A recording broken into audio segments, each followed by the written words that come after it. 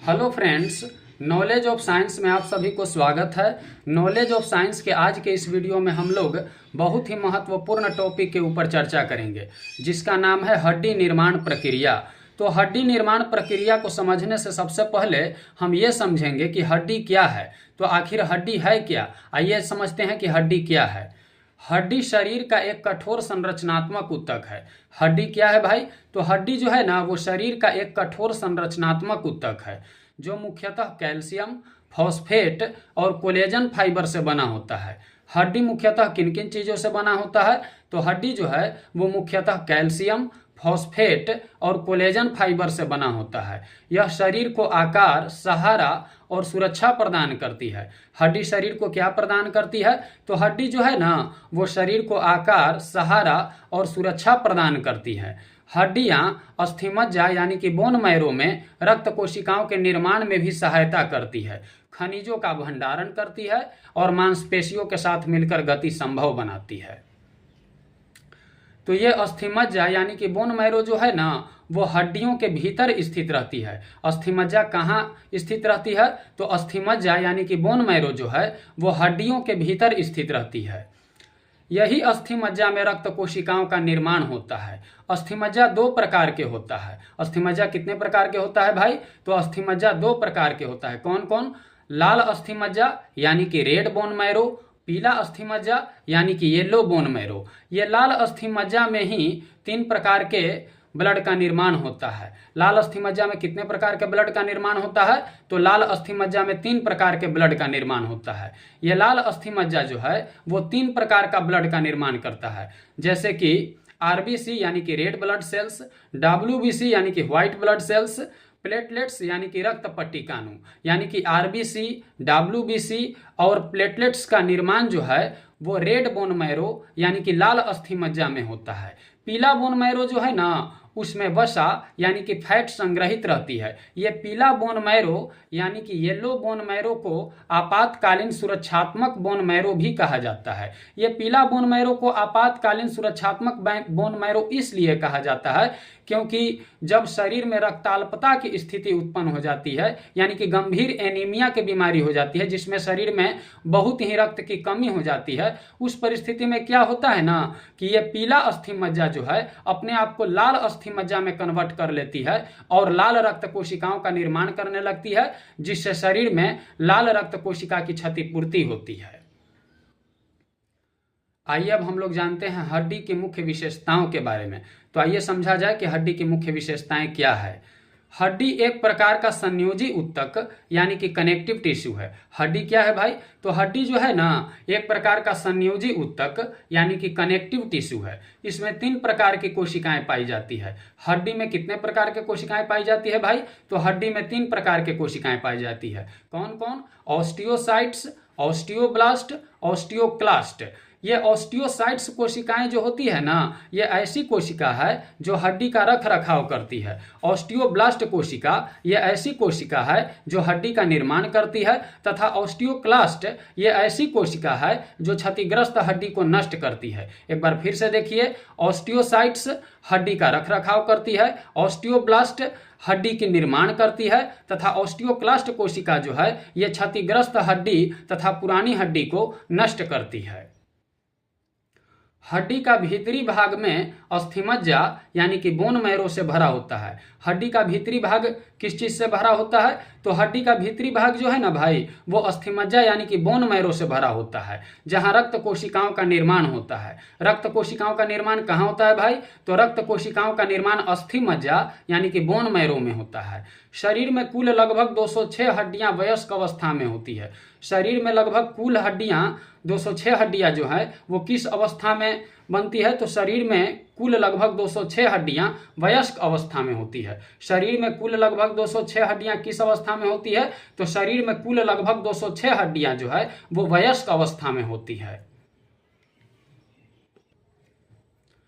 अभी अभी हमने जाना कि हड्डी में 3 प्रकार की कोशिका होती है। कौन कौन कोशिका होती है? ऑस्टियोसाइट्स, ऑस्टियोब्लास्ट तथा ऑस्टियोक्लास्ट। अब हम इन प्रत्येक कोशिकाओं के उनके कार्यों के बारे में बारी बारी से अध्ययन करेंगे। तो आइए सबसे पहले हम ऑस्टियोसाइट्स कोशिका के कार्य के बारे में अध्ययन करते हैं। आखिर ऑस्टियोसाइट्स कोशिका का कार्य क्या है, इसके बारे में आइए जानिए। ये ऑस्टियोसाइट्स कोशिकाएं जो है ना, पुरानी हड्डियों को मरम्मत करते हैं और उसे मजबूत बनाए रखते हैं। ये ऑस्टियोसाइट्स कोशिकाएं क्या करती है, ये ऑस्टियोसाइट्स कोशिकाएं जो है वो पुरानी हड्डी को मरम्मत करती है और उसे मजबूत बनाए रखती है। साथ ही साथ ये खनिज संतुलन बनाए रखने में मदद करती है। साथ ही साथ ये किसमें मदद करती है, साथ ही साथ ऑस्टियोसाइट्स कोशिका जो है ना, वो खनिज संतुलन बनाए रखने में मदद करती है। जैसे कि ये हड्डी के भीतर कैल्शियम और फॉस्फेट के स्तर को नियंत्रित करने में मदद करती है। यह हड्डी के भीतर किसको नियंत्रित करने में मदद करती है, तो यह हड्डी के भीतर कैल्शियम और फॉस्फेट के स्तर को नियंत्रित करने में मदद करती है। और बहुत महत्वपूर्ण बात यह है कि यह संकेत भेजने का भी काम करती है। यह ऑस्टियोसाइट्स कोशिका जो है ना, यह संकेत भेजने का भी काम करती है। जैसे कि जब हड्डी पर दबाव या चोट लगती है तो ऑस्टियोसाइट्स मस्तिष्क या अन्य कोशिकाओं को संकेत भेजती है ताकि हड्डी को मरम्मत या मजबूती की प्रक्रिया शुरू हो सके। जब आपको हड्डी पर चोट लग जाता है, जब आपके हड्डी में दबाव बनता है, तो उस परिस्थिति में क्या होता है ना कि आपके हड्डी में ऑस्टियोसाइट्स कोशिका जो होती है वो मस्तिष्क या अन्य कोशिकाओं को संकेत भेजती है ताकि हड्डी को मरम्मत या मजबूती की प्रक्रिया शुरू हो सके। ये ऑस्टियोसाइट्स कोशिकाएं जो होती है ना, वो हड्डी के भीतर संचार करने का काम करती है। ये ऑस्टियोसाइट्स कोशिका हड्डी के भीतर किसका कार्य करती है, तो ये ऑस्टियोसाइट्स कोशिकाएं जो होती है वो हड्डी के भीतर संचार करने का काम करती है। जैसे कि ये ऑस्टियोसाइट्स आपस में लंबी शाखाओं के माध्यम से जुड़ी रहती है। ये ऑस्टियोसाइट्स आपस में कैसे जुड़ी रहती है, तो ये ऑस्टियोसाइट्स जो है ना, वो आपस में लंबी शाखाओं के माध्यम से जुड़ी रहती है और पोषक तत्वों तथा अपशिष्ट पदार्थों का आदान प्रदान करती है। किसका आदान प्रदान करती है, पोषक तत्वों तथा अपशिष्ट पदार्थों का आदान प्रदान करती है। सरल शब्दों में कहे तो ऑस्टियोसाइट्स हड्डी को देख रेख करने वाले यानी कि मेंटेनेंस सेल्स होते हैं जो उसकी मजबूती और स्वास्थ्य का ध्यान रखते हैं। सरल शब्दों में यदि हम बात करें तो ये ऑस्टियोसाइट्स कोशिकाएं जो है ना, वो हड्डी के देख रेख करते हैं और साथ ही साथ उसकी मजबूती और स्वास्थ्य का भी ध्यान रखते हैं।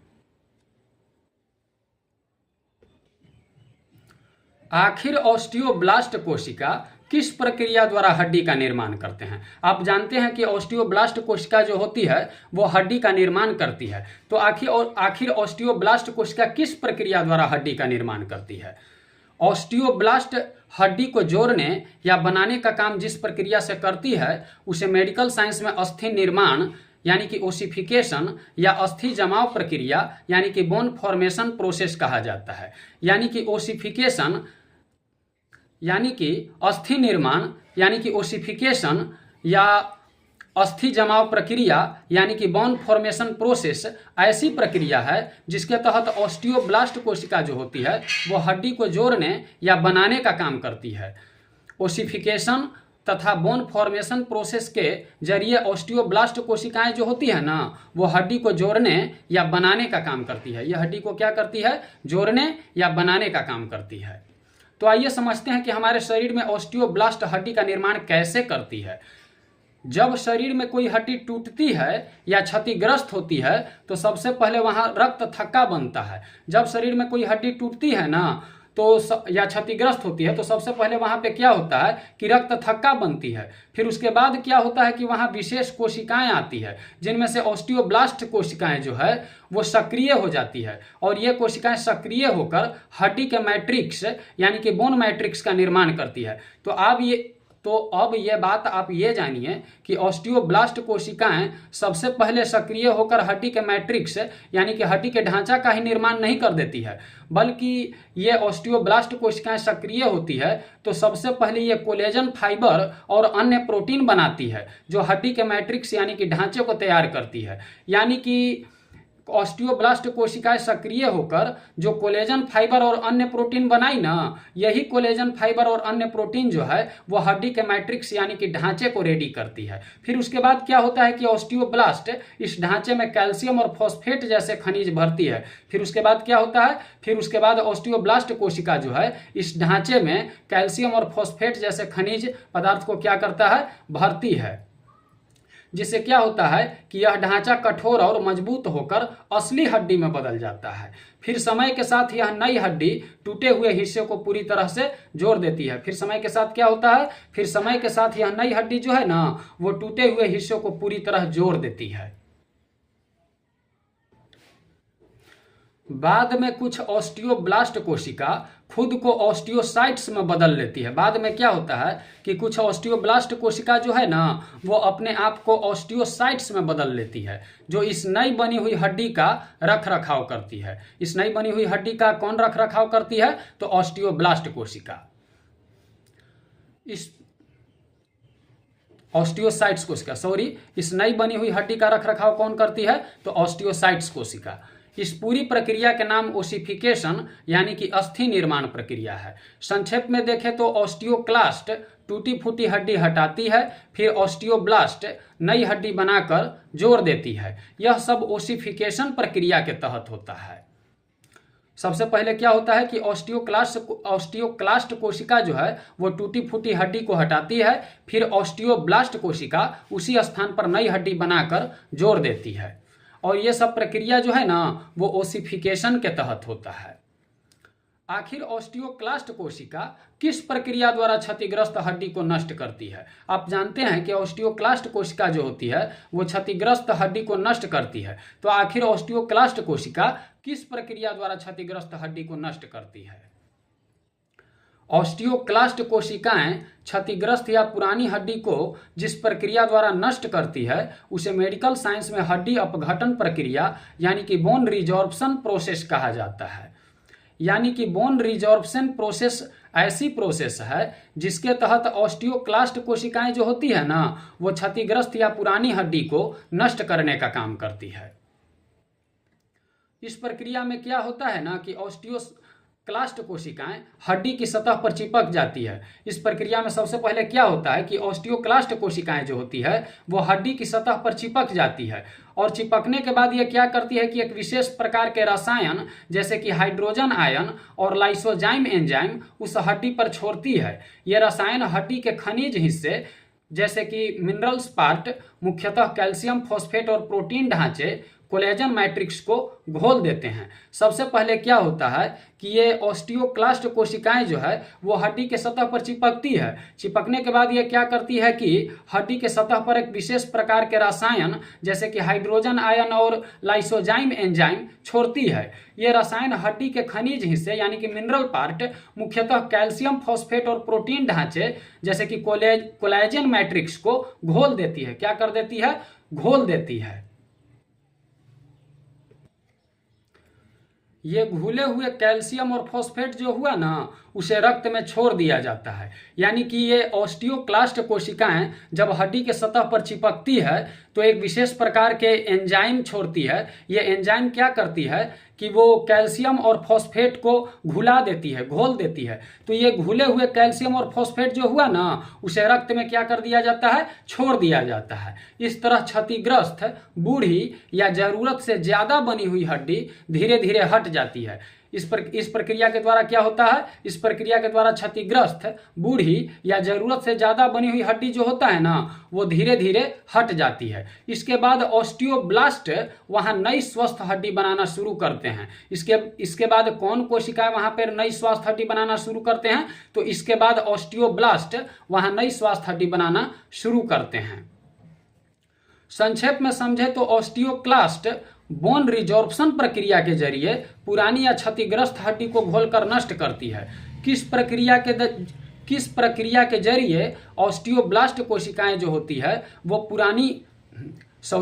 किस प्रक्रिया के जरिए ऑस्टियोक्लास्ट कोशिकाएं जो होती है वो पुरानी या क्षतिग्रस्त हड्डी को घोलकर नष्ट करती है? तो ऑस्टियोक्लास्ट कोशिकाएं जो होती है ना, वो बोन रिजॉर्प्शन प्रक्रिया के जरिए पुरानी या क्षतिग्रस्त हड्डी को घोलकर नष्ट करती है। कौन पुरानी या क्षतिग्रस्त हड्डी को घोलकर नष्ट करती है? तो उस कोशिका का नाम है ऑस्टियोक्लास्ट। उस कोशिका के क्या नाम है? उस कोशिका के नाम है ऑस्टियोक्लास्ट।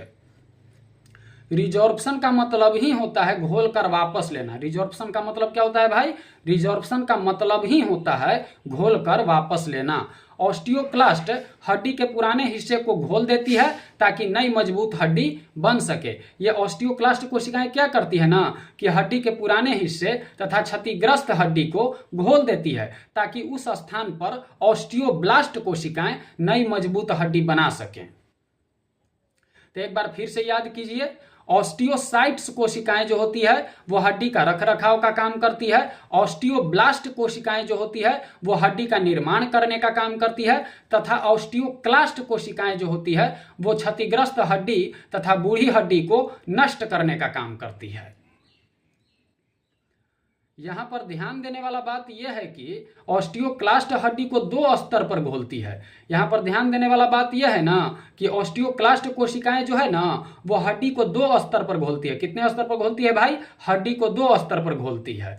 पहला खनिजीय स्तर और दूसरा जैविक स्तर। खनिजीय स्तर पर ऑस्टियोक्लास्ट हड्डी के खनिजीय भाग को घोलती है तथा जैविक स्तर पर यह हड्डी के जैविक भाग को घोलती है। खनिजीय स्तर पर ऑस्टियोक्लास्ट कोशिका हड्डी के किस भाग को घोलती है? तो खनिजीय स्तर पर ऑस्टियोक्लास्ट कोशिकाएं जो है ना वो हड्डी के खनिजीय भाग को घोलती है तथा जैविक स्तर पर यह हड्डी के जैविक भाग को घोलती है। कौन हड्डी के जैविक भाग को घोलती है? तो ऑस्टियोक्लास्ट कोशिकाएं। तो आइए देखते हैं कि पहला स्तर पर ऑस्टियोक्लास्ट हड्डी के खनिजीय भाग को कैसे घोलती है। तो आइए जानते हैं कि ऑस्टियोक्लास्ट कोशिकाएं पहला स्तर पर हड्डी के खनिजीय भाग को कैसे घोलती है। हड्डी का लगभग 65% हिस्सा खनिज यानी कि मिनरल से बना होता है। हड्डी का लगभग कितने परसेंट हिस्सा खनिज यानी कि मिनरल से बना होता है? तो हड्डी का लगभग 65% हिस्सा जो है ना वो खनिज यानी कि मिनरल से बना होता है। मुख्यतः कैल्शियम फॉस्फेट से बना होता है। ऑस्टियोक्लास्ट हड्डी की सतह पर चिपकती है। ऑस्टियोक्लास्ट कोशिकाएं जो है ना वो हड्डी के सतह पर चिपकती है और वहां एक बंद कक्ष सील्ड कंपार्टमेंट बना लेती है। यानी कि जब ऑस्टियोक्लास्ट कोशिकाएं हड्डी की सतह पर चिपकती है तो वहां पर क्या ये करती है कि एक बंद कक्ष सील्ड कंपार्टमेंट बना लेती है। इस बंद जगह में हाइड्रोजन आयन छोड़ती है। इस बंद जगह में ऑस्टियोक्लास्ट क्या करती है कि हाइड्रोजन आयन छोड़ती है जिससे वहां तेज अम्लीय वातावरण बन जाता है। इस बंद जगह में तेज अम्लीय वातावरण बनने का कारण क्या होता है? तो इस बंद जगह में ऑस्टियोक्लास्ट कोशिकाएं जो है ना वो हाइड्रोजन आयन छोड़ती है। यही हाइड्रोजन आयन छोड़ने के कारण इस बंद जगह में तेज अम्लीय वातावरण बन जाता है, एसिडिक इन्वायरमेंट बन जाता है। इस अम्लीय वातावरण से हड्डी के खनिज यानी कि कैल्शियम फॉस्फेट घुल जाते हैं और कैल्शियम व फॉस्फेट आयन बनकर रक्त में चल जाते हैं। इस अम्लीय वातावरण से हड्डी के खनिज यानी कि कैल्शियम फॉस्फेट जो होते हैं वो क्या होता है कि घुल जाता है और कैल्शियम व फॉस्फेट आयन बनकर रक्त में चले जाते हैं। यानी कि कैल्शियम और फॉस्फेट दो अलग अलग भागों में मुक्त हो जाते हैं और आयन बन जाते हैं और आयन बनकर रक्त में चले जाते हैं। यह सारा प्रक्रिया को डीमिनरलाइजेशन यानी कि खनिज हटाने की प्रक्रिया कहा जाता है। तो आइए अब देखते हैं कि दूसरा स्तर पर ऑस्टियोक्लास्ट हड्डी के जैविक भाग को कैसे घोलती है।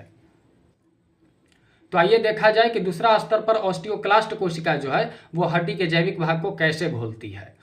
खनिज के बाद हड्डी में जो बचता है वह कोलेजन फाइबर और कुछ अन्य प्रोटीन होते हैं। खनिज के अब तो ऑस्टियोक्लास्ट कोशिकाएं खनिज को घुला दिया, लेकिन खनिज के घुलेला के बाद जो बाकी बचा वह है कोलेजन फाइबर और कुछ अन्य प्रोटीन। अब ऑस्टियोक्लास्ट वहां कैथेप्सिन के और कोलेजन नामक विशेष एंजाइम छोड़ती है। अब उस कोलेजन फाइबर और कुछ अन्य प्रोटीन जो बचा हुआ है वहां पे ऑस्टियोक्लास्ट कोशिकाएं क्या करती है ना कि एक विशेष प्रकार के एंजाइम जिसका नाम है कैथेप्सिन के और कोलाजनेज इसको छोड़ती है। ये एंजाइम क्या करती है कि कोलेजन और अन्य प्रोटीन को तोड़कर छोटे टुकड़ों में बदल देते हैं। ये एंजाइम क्या करते हैं? ये एंजाइम जो है वो कोलेजन और अन्य प्रोटीन को तोड़कर छोटे छोटे टुकड़े में बदल देते हैं। फिर ये टुकड़े कोशिका के द्वारा हजम कर लिए जाते हैं या रक्त में भेज दिए जाते हैं। इस पूरी प्रक्रिया के नाम है बोन रिजॉर्प्शन यानी कि अस्थि अपघटन। इस पूरा प्रक्रिया के क्या नाम है भाई? इस पूरा प्रक्रिया के नाम है बोन रिजॉर्प्शन यानी कि अस्थि अपघटन प्रक्रिया। अभी अभी आपने देखा कि ऑस्टियोब्लास्ट कोशिका जो होती है वो हड्डी के निर्माण करती है। तो आखिर ऑस्टियोब्लास्ट कोशिका किस प्रक्रिया द्वारा हड्डी का निर्माण करती है यह हम लोग समझ चुके हैं। लेकिन ऑस्टियोब्लास्ट कोशिकाएं जिस प्रक्रिया द्वारा हड्डी के निर्माण करती है उस प्रक्रिया को आइए अब चरणबद्ध तरीका से समझते हैं, स्टेप बाय स्टेप। तो आइए देखते हैं स्टेप बाय स्टेप, इसको समझते हैं कि आखिर ऑस्टियोब्लास्ट कोशिकाएं कैसे हड्डी का निर्माण करती है। तो आइए समझा जाए। ऑस्टियोब्लास्ट कोशिका हड्डी का निर्माण एक विशेष प्रक्रिया से करती है जिसे मेडिकल साइंस में हड्डी निर्माण या अस्थि निर्माण प्रक्रिया, bone formation process and ossification process कहा जाता है। ये ऑस्टियोब्लास्ट कोशिका जो है ना, हड्डी का निर्माण एक विशेष प्रक्रिया से करती है जिसे मेडिकल साइंस में क्या कहा जाता है, इसे मेडिकल साइंस में हड्डी निर्माण या अस्थि निर्माण प्रक्रिया, bone formation process and ossification process कहा जाता है। ऑस्टियोब्लास्ट द्वारा हड्डी निर्माण का पहला और दूसरा चरण इस प्रकार आपको समझाने का कोशिश मैं कर रहा हूं। तो पहला चरण को देखिए। पहला चरण में अस्थि मैट्रिक्स यानी कि बोन मैट्रिक्स का निर्माण होता है। पहला चरण में ऑस्टियोब्लास्ट कोशिकाएं क्या करती है कि अस्थि मैट्रिक्स यानी कि बोन के ढांचा का निर्माण करती है। तो आइए देखा जाए। ऑस्टियोब्लास्ट सबसे पहले कोलेजन फाइबर और अन्य प्रोटीन जैसे कि ऑस्टियोकैल्सिन और ऑस्टियोनेक्टिन का निर्माण करती है। ऑस्टियोब्लास्ट कोशिकाएं जो है ना, वो सबसे पहले कोलेजन फाइबर और अन्य प्रोटीन जैसे कि ऑस्टियोकैल्सिन और ऑस्टियोनेक्टिन का निर्माण करती है। किसका निर्माण करती है? सबसे पहले ऑस्टियोब्लास्ट कोशिका जो है ना, वो क्या करती है कि कोलेजन फाइबर और अन्य प्रोटीन जैसे कि ऑस्टियोकैल्सिन और ऑस्टियोनेक्टिन का निर्माण करती है। ये प्रोटीन मिलकर एक ढांचा यानी कि फ्रेमवर्क बनाते हैं। यानी कि ये ऑस्टियोकैल्सिन तथा ऑस्टियोनेक्टिन प्रोटीन जो है ना, ये मिलकर एक ढांचा यानी कि फ्रेमवर्क बनाते हैं। इसी ढांचा को ओस्टियोइड कहा जाता है। इस ढांचा को क्या कहा जाता है भाई? इसी ढांचा को ओस्टियोइड कहा जाता है। ओस्टियोइड एक नर्म और लचीला मैट्रिक्स होता है। ओस्टियोइड क्या होता है भाई? तो ये ओस्टियोइड जो है ना, एक नर्म और लचीला मैट्रिक्स होता है जिसमें अभी खनिज नहीं भरे होते हैं। यह बिल्कुल वैसे ही है जैसे कोई बिल्डिंग बनाने से पहले उसका स्टील ढांचा तैयार किया जाता है। आइए अब दूसरा चरण में देखते हैं कि ऑस्टियोब्लास्ट कोशिकाएं क्या करती है। तो दूसरा चरण में अस्थि में खनिज जमाव यानी कि मिनरलाइजेशन होता है। दूसरा चरण में क्या होता है कि ये ऑस्टियोब्लास्ट कोशिकाएं जो है ना, वो अस्थि में खनिज जमाव यानी कि मिनरलाइजेशन की प्रक्रिया करती है। जब ऑस्टियोइड बन जाता है तब ऑस्टियोब्लास्ट उसमें कैल्शियम और फॉस्फेट जैसे खनिज भरने लगती है। जब ऑस्टियोइड बन जाता है ना, तब उसमें ऑस्टियोब्लास्ट कोशिका क्या करती है कि उसमें कैल्शियम और फॉस्फेट जैसे खनिज भरने लगती है। ये खनिज हाइड्रोक्सी एपेटाइट नामक एक क्रिस्टल बनाते हैं। ये खनिज क्या करते हैं भाई? तो ये खनिज जो है ना, वो हाइड्रोक्सी एपेटाइट नामक एक क्रिस्टल बनाते हैं जो हड्डी को कठोर और मजबूत बना देती है। अब वह नर्म ऑस्टियोइड जो हुआ ना, वो मजबूत और ठोस हड्डी यानी कि सॉलिड बोन टिश्यू में बदल जाता है। अब वह नर्म ऑस्टियोइड क्या होता है? अब वह नर्म ऑस्टियोइड जो हुआ वो मजबूत और ठोस हड्डी यानी कि बोन टिश्यू में बदल जाता है। धन्यवाद दोस्तों।